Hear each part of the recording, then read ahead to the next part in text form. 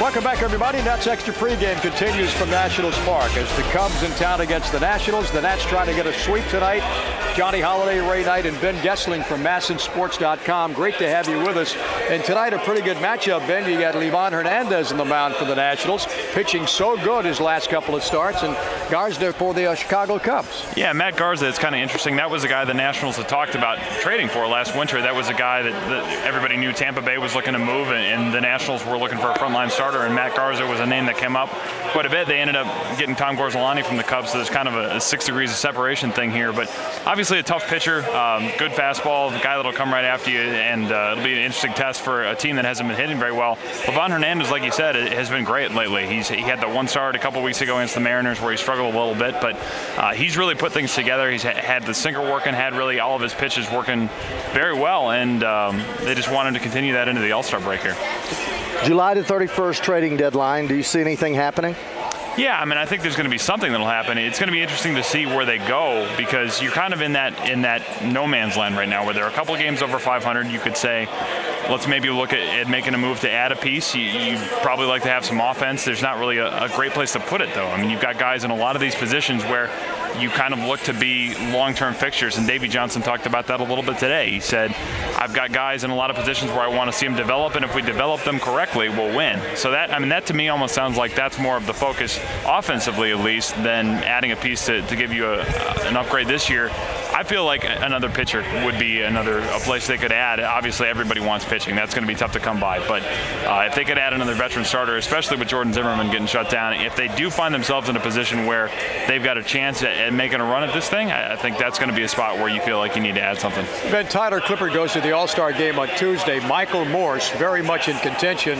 You know, a tremendous year for Michael. You surprised that anybody left off the All-Star team? We were kind of thinking maybe Espinoza because of what he's done this year. Well, yeah. I mean, statistically, you look at what he's done, he certainly has a case to be there. That's a tough position, though. Ricky Weeks from Milwaukee's having a good year. Brandon Phillips from Cincinnati is in that mix, too. And some of it is just that, you know, Espinoza's a young guy. He's in his first year. The player vote, he may not have been helped by that. The numbers, through a lot of the voting, he was hitting, 230, 235. So he's got that average more up towards 250 now. Statistically, he's getting to a point where you could say he's got a chance to be there, but he might be a guy that players look at and say, I don't really know him that well yet. I haven't seen him. So, maybe in another year he's got a little more of that name recognition to get there. But yeah, he's certainly a guy that could have been there.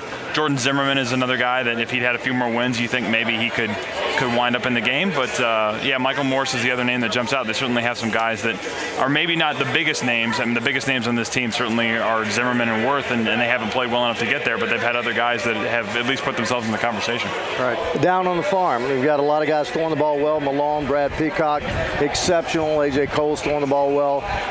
We look at also offensively, Lombardozzi swinging the bat. Tyler Moore's having another big year production-wise. Will there be any changes, you think, from the minor leagues bringing people up here?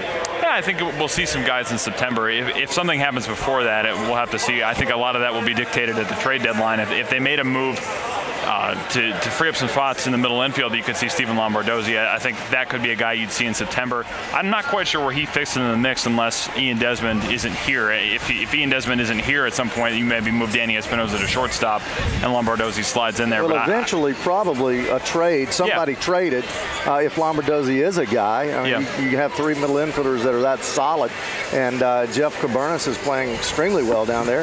I saw where he's had 20-plus doubles and playing solid second base. So we've got quite a good young group of shortstops and second basemen. Yeah, that's become a position of depth for them, and that's an interesting point, because that's been a position where they've struggled in the past. They've really drafted a lot of those guys high in the draft the last couple of years, and they've really done a good job of amassing some depth in the middle infield. I mean, they obviously want to build this club from the middle up, and you've seen it with the catchers they've acquired in the second baseman, and center field is kind of the last piece of that. But yeah, it's certainly a position where they've gotten some pieces that can help them in the future. Ben, thanks a lot. Always great to visit with you.